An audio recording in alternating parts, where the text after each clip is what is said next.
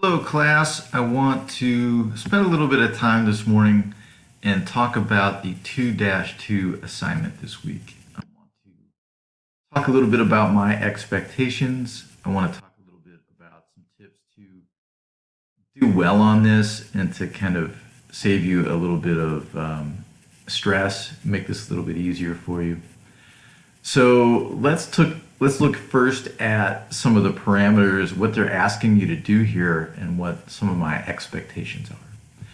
So in this 2-2 assignment, the title is 2-2 Journal Literature Review Practice. It is exactly that. It's going to be practice for you doing a literature review. In this course, you have to do several literature reviews as part of the final project. And so this is going to give you some practice doing a literature review. So it's got some instructions for you here right in the learning module. It's asking you for these elements. You're going to want to put this on a Word document. You're going to want to put a title on the Word document. It doesn't have, I'm not a real stickler for formatting, but I would like to see, some of the elements here in APA format. But basically, I'm just looking for a Word document that answers these questions. You can even go ahead and paste these questions into the Word document if that makes it easier for you. I'm mostly interested in content and not so much what it looks like. But here are the things that you need to do. You need to provide a title, and you need to provide an APA citation of the article title. You're going to next want to give me a short paragraph on the purpose of the article. Give me at least 2 or 3 sentences here. You're going to find with me as an instructor that it's never going to hurt you to write a little bit more. In fact, in these courses that I teach here, where students usually lose points is that they just don't answer the question completely enough. And so as a general rule, if you're having a question about whether or not you need to write more, just go ahead and write a little bit more. If you can give me a few more relevant details of something related to the course, that's only going to help your grade. That's only going to show me that you're making an effort and that you're doing the work and that you're trying to, figure out something about personality psychology or figure out something about this research article that you're reviewing. So just keep that in mind. Moving forward, hypothesis of the study. What do the authors think is going to happen? What are the claims that they're making that kind of set up the hypothesis or set up the research question? Again, give me a few sentences here. Don't just give me a 1-sentence answer. Explain it a little bit. Give me more detail. Next element, what variables are being looked at as an influence on personality? What are they studying here? And how are they measuring it? How are these factors assessed or measured in the article? If you can find the method of assessment, that's a good way to answer part of this question. Again, give me 3 or 4 sentences. One of the ways that students don't do well in courses is that they give 1-sentence answers and they don't explain beyond that. So don't fall into that trap. Try to aim for 3 to 4 sentences on each of these elements. Next element here, if these variables or the relationship between these variables have been studied before, what have other studies found? You're going to find in every research article that you review that there's a section called the introduction where they talk about why are they doing this study. They talk about prior research that informs the current study. So what this element is asking you to do is to talk a little bit about significant prior research that informs the study. Again, your answers here don't have to be perfect, but make the effort to do 3 or 4 good sentences. Write me a paragraph. Give me some detail. That's going to help you out immensely. Even if you're not necessarily correct, it's going to help you out to write a little bit more. What type of research design is used for the study? To answer this element, it's really important that you read chapter 2, which goes over research designs. So, this is one of those situations where if you do some of the text reading this week before you get into this assignment, it's going to help you immensely when you do the assignment, because now you're going to have a background in research designs. So when you're in these courses, especially when you get to the 200 level here, you got to do all the reading. I mean, I can help you in certain ways, but in general, if you don't have the reading, it makes it really tough for me to help you. So that's another theme. It's going to be like with you through this course, and hopefully I won't beat a dead horse with it.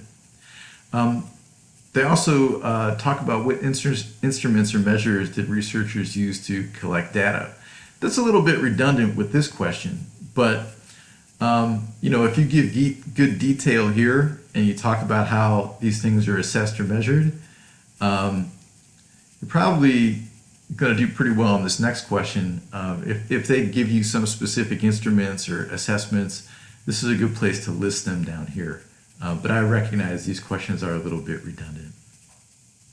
Lastly, the last element here. Do you think research in this article was conducted in an ethical manner? Why or why not? Again, I don't expect you all to be experts on ethics right now. But what you should be trying to do here is to look at if you can pick out a few ways that they maybe had an ethical dilemma or made some ethical considerations. If you can pick out 2 to 3 things, that's awesome. This last bit here in bold, in relation to the article, how have ethical considerations in personality psychology research changed over the years? I don't think this is a really good question for this course because you don't have a huge background in ethics, so how could you really answer it based on one research article? It's okay to skip this part. So I would just go ahead and not pay a whole lot of attention to this, but focus on what you can pick out in this article as regards ethics. So those are the elements that we're looking for in this assignment. I want you to get a Word document, write a response to each of these questions. I also have the assignment guidelines and rubrics tab here just to show you that there's also this other document that talks about this assignment, and then you'll see the elements right here again. And it's got some things, guidelines for submission. Again, I want a little bit more than 1 to 3 sentences, because I think what happens with students is that they start answering everything with 1 sentence, and it's just not enough. So aim for a short paragraph. Try to give me 3 to 4. Try to do a little bit more here. That's going to help you score better. It's got a scoring rubric. Pretty much falls in line with those elements that I was just talking about. So know that this document exists and you can refer to it. It's in your assignment guidelines and rubrics section. Okay, so we're getting back to the module here, and let's actually take a look at the article. And we can kind of go through and talk about how you dice up and navigate through a research article. So I'm clicking on it, and here it is. You've got some different ways to view this. This one has a pretty good view just in the text version. You can also do a full text PDF, which is helpful because it kind of gives you a little bit of a clearer look at some of the formatting of how a professional research article is done in psychology. And so I'm going to take you through a few sections, and I'm going to go ahead and use the PDF to highlight those sections. Okay. Let me see if I can zoom in a little bit here. Okay, that'll help both of us read a little bit.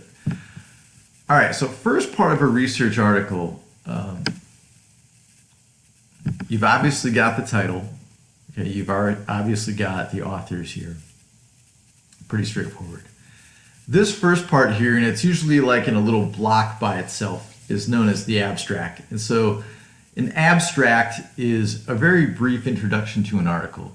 It's useful to read these because it kind of gives you a sense of, well, what are they talking about here?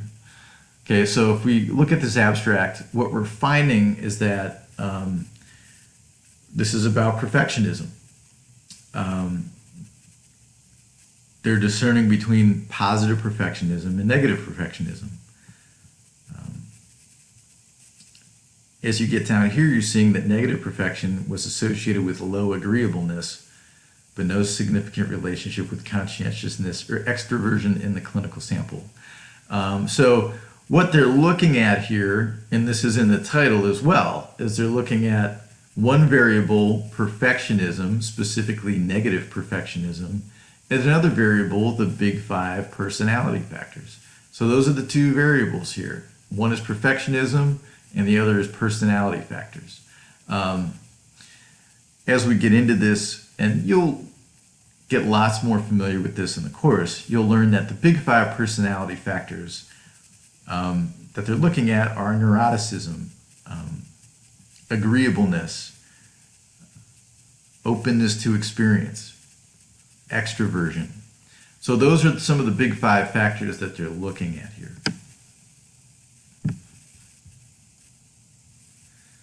Once you get through the abstract, you're going to get into the introduction section, which is right here. And again, this is where they just give you the whole historical component of this research article. They're telling you a little bit about the history, and they're giving you some indication of why they're doing it. It's important to read the introduction section, even though there's a lot of definitions with lots of abbreviations. Sometimes it's hard to slog through all this, but it is important that you try, because in the effort you're going to kind of pick up on the details that's going to help you understand the article. So basically here they're giving some background on the relationship between perfectionism and personality factors.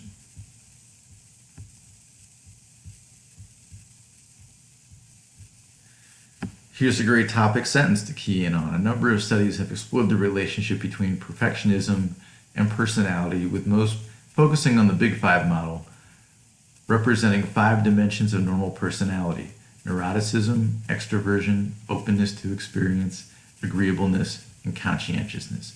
So those are your Big Five personality factors. So in the variable of personality, here's how they're looking at it. These are the specific micro variables that they're trying to study here. So that's a really important sentence to key in on.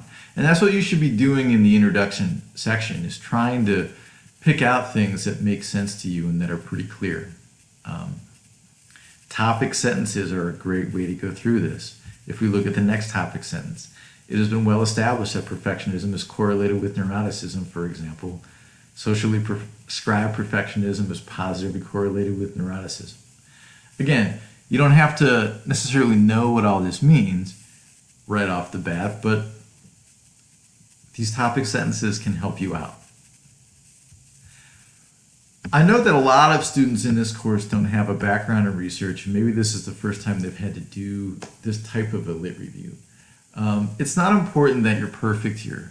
There's a long learning curve with this stuff. But what is important, though, is that you try, and that you show me that you're reading the article and that you're trying to figure something out about it.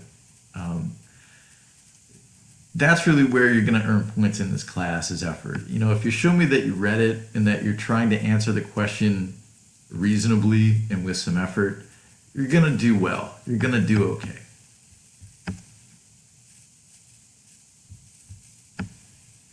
As you get further in this intro section, now they're talking more specifically about why they're doing this study.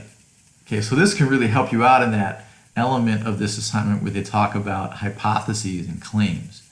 Here it is, right? Here's your answer. The aim of this research was to utilize a specific measure that distinguishes between positive and negative perfectionism. So they're getting more specific. We expected a significant negative relationship between negative perfectionism and agreeableness, and between negative perfectionism and extroversion. Okay. this is a really important sentence right in here because they're basically telling you